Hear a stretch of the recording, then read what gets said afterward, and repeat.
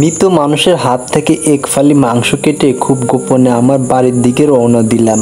আমার কাছে এইটা অস্বাভাবিক কিছু না, বা খুব যে ভয় লাগছে এমন কিছুও না। কারণ গত 5 থেকে 7 মাসে আমাদের এলাকার কবরস্থানে যতগুলো লাশ দাফন হয়েছে, প্রত্যেকটা লাশের ডান হাতের মাংস এভাবে চুরি করে আমি নিয়ে গেছি। প্রথম দিন যে এত ভয় লাগছিল বলে বোঝানো যাবে না। তবে আমার যে কোনো কিছু হবে না এটা আমি জানতাম, কারণ আমার সাথে আছে অলৌকিক একটি শক্তি। আমি চাইলে এই কবরস্থানকে শ্মশান বানিয়ে দিতে পারি, আবার আমার মন চাইলে এই কবরস্থানকে পৃথিবীর সকল অলৌকিক শক্তি মিলন ক্ষেত্রে বানিয়ে দিতে পারি। তাহলে বুঝুন আমি কত শক্তিধর একজন পিশাচ। এখন রাত প্রায় 3টা। এই সময় একা রাস্তা দিয়ে হাঁটছি।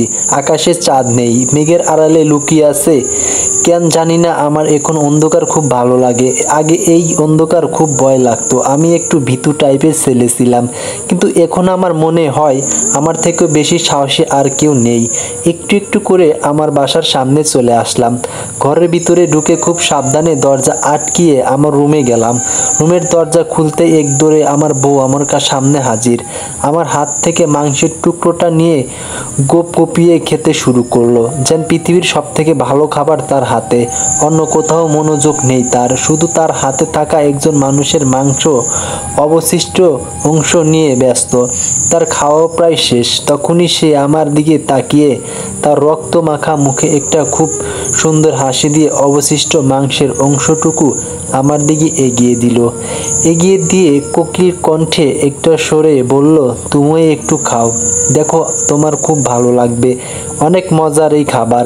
আমিও ওর দিকে তাকিয়ে একটা হাসি দিয়ে আমার 2 হাত দিয়ে খুব আলতো করে ওর গালে স্পর্শ করলাম। গালে হাত দিয়ে বললাম, তুমি খাও, জানি না আবার কবে এনে দিতে পারবো, তাই তুমি তৃপ্তি করে খাও। আমার এই কথা ওর চোখ দুইটা কেমন জানি জ্বলে উঠল, যেন প্রচুর ভালোবাসায় ভরা দুটি চোখ।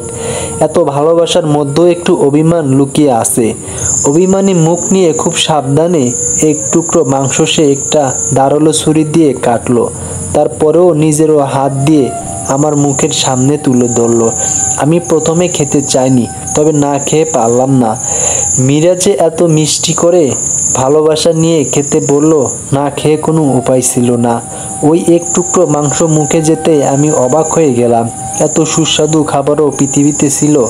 আমি কি সত্যি মানুষের মাংস খাচ্ছি, নাকি কোনো অমৃত খাচ্ছি, আমি নিজেও বুঝতে পারছি না। খুব তৃপ্তি নিয়ে এক টুকরো মাংস খাওয়ার পর আমি মীরার দিকে দেখলাম ও এখনও খাচ্ছে। অনেক মায়াবী লাগছে দেখতে। ওর এই মায়াবী চেহারা যতবার দেখি ততবারই ওর প্রেমে পড়ে যায়। কিন্তু মাঝে মধ্যে ওর খাওয়ানোর মধ্যে ওর মাথার চুল খুব বিরক্ত করছে। বারবার চুল সরিয়ে দিচ্ছি, কিন্তু চুলগুলো খুব বেহায়া, প্রতিবারই ওর সামনে চলে আসছে। কিন্তু ব্যাপার না, ওকে যা সুন্দর লাগছে বলে বোঝানো যাবে না।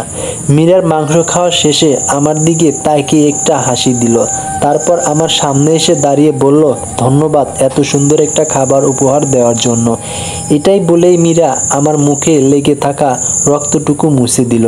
আমিও একটা হাসি দিয়ে বললাম, ভালোবাসি। আমার মুখে ভালোবাসি কথাটা শুনে আমার নাকে হাত দিল। নাকে হাত দিয়ে একটু টান দিল আর একটা মিষ্টি হাসি দিয়ে বলল, পাগল একটা, তুমি বিছানায় বসো, আমি মুখ ধুয়ে আসছি। আমি ওকে যেতে বলে বিছানায় বসলাম। বসে মীরার কথা ভাবছি। মেয়েটা কি অদ্ভুত, যতবার ওর দিকেই তাকাই ততবারই মুগ্ধ হয়। আসলে কোনো এক জাদু আছে ওর মধ্যে। আমার সকল শক্তির উৎস এই মীরা। আমার শরীরের প্রতিটা ফোঁটা রক্তে মিশে আছে মীরার দেওয়া শক্তি। জানি না কতদিন এই শক্তি বহন করতে পারবো, তবে এই শক্তি যতদিনই থাক কারো ক্ষতি করব না। মীরার সাথে আমার সম্পর্ক শুরুটা একটা অদ্ভুত মাধ্যমে, অবিশ্বাস্য হলেও সত্যি। এইভাবে যে মীরাকে পাবো, আমার বউ বানাবো, তার সব আবদার পূরণ করতে পারবো, আমি কোনোদিন ভাবতে পারিনি। চলেন আপনাদের মীরাকে পাওয়ার গল্পটা শোনাই। এই গল্পটা আজ থেকে 7-8 মাস আগের। তখনই আমি অনেক বই পড়তাম। বলতে পারেন বই পড়ার আমার এক প্রকার নেশা ছিল। আমি একটা বেসরকারি কোম্পানিতে চাকরি করি। বেশ মোটা অঙ্কের একটা স্যালারি পাই। সেই সময় সারাদিন কাজ করতাম আর রাতে প্রায় 12টা পর্যন্ত গল্পের বই পড়তাম। একদিন অফিস থেকে ফেরার সময় দেখলাম আমার বাসার একদম সামনে একজন লোক কিছু বই নিয়ে দাঁড়িয়ে আছে।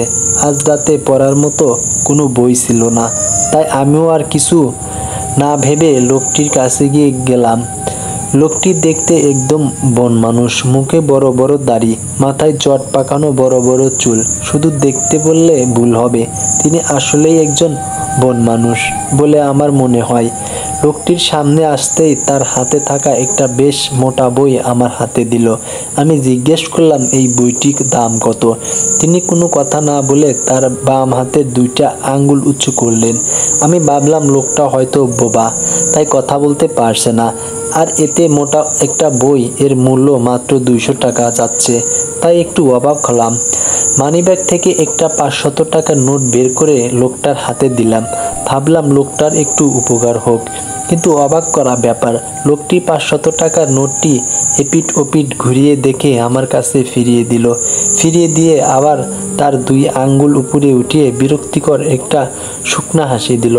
ওনার হাসি দেখে বুঝলাম উনি বিরক্ত বোধ করছেন, তাই 500 টাকার নোটটি মানিব্যাগে ঢুকিয়ে 200 টাকার 2টি নোট বের করে ওনার হাতে দিলাম। এইবার উনি সত্যি তার মুখে অনেক বিরক্তিকর একটা ভাব এনে আমার হাতে 100 টাকার নোটটি ফিরিয়ে দিল। তারপর তার কাঁধের ব্যাগের ভিতর থেকে কিছু একটা বের করলো। প্রথমে আমি চিনতে পারিনি, তবে খুব ভালো করে দেখার পর চিনলাম তার হাতে ছিল 1 টাকার 2টি নোট। খুব অবাক হলাম, এত মোটা বই, এর দাম শুধুমাত্র 2 টাকা। আর আমার বাসায় 1 টাকার নোট আছে, তাই ওনার হাতে বইটি দিয়ে একটু অপেক্ষা করতে বললাম। উনি একটা মিষ্টি হাসি দিলেন। তারপর আমার বাসায় থেকে খুঁজে খুব কষ্ট করে 1 টাকার 2টি নোট নিয়ে আসলাম। এসে দেখলাম উনি দাঁড়িয়ে ঘুমিয়ে গেছেন, তাই ওনার কাঁধে হাত দিলাম। কাঁধে হাত দিতেই অবাক হয়ে গেলাম, আসলে এমন মানুষ কি সত্যি পৃথিবীতে হয়? ওনার শরীর একদম ঠান্ডা, আর শরীরে মাংস নেই বললেই চলে। কিন্তু ওনার গায়ে হাত দিতেই উনি চমকে উঠলেন। চমকে উঠতেই আমার থেকে একটু দূরে সরে গেলেন। তারপর রাগী চোখ নিয়ে আমার দিকে তার হাত বাড়িয়ে দিলেন। আমিও ওনার হাতে টাকাটা দিয়ে বইটি নিলাম। কিন্তু উনি একটা হাসি দিয়ে আমাকে চলে যেতে বললেন। কিন্তু কেন? আমি পিছনে ঘুরে চলে যাচ্ছি, তখনই অদ্ভুত একটা চিকন গলা শুনলাম। আমাকে কেউ একজন দাঁড়াতে বললেন। পিছে তাকিয়ে দেখি সেই লোকটি হাসছে। আমি খুব অবাক হয়ে একটু সামনে গিয়ে গেলাম। তখন তিনি আমাকে বললেন, আলবি সাবধান বাবা, ভুল কিছু করিস না, তুই তো আমাদের একমাত্র ভরসা বাবা। এটা বলেই উনি পিছনে ঘুরে হাঁটতে লাগলেন। আমিও ওনার পিছু নিলাম আর ওনাকে দাঁড়াতে বলছি, কিন্তু কে শোনে কার কথা। হনহানিয়ে উনি একটা গলির ভিতর ঢুকে পড়লেন। তারপর আর লোকটিকে খুঁজে পাইনি, তাই সোজা আমার বাসায় চলে আসলাম। বাসায় আসার পথে বইটির কভার পৃষ্ঠা খুব ভালো করে দেখলাম। বাংলায় কী সব চিংফিং লেখা, তাও আবার বানান ভুল। কিছুই বুঝলাম না, তবে বইটি আয়াতের থেকে একটু বেশি ভারী। আমার রুমে এসে ফ্রেশ হয়ে বইটি নিয়ে বসলাম। বইটি পড়ার জন্য উত্তেজনা আর ধরে রাখতে পারলাম না, তাই আজ রাতে খাওয়া বাদ। বইটির কভার পৃষ্ঠা উল্টোতেই দেখলাম আমার ছবি।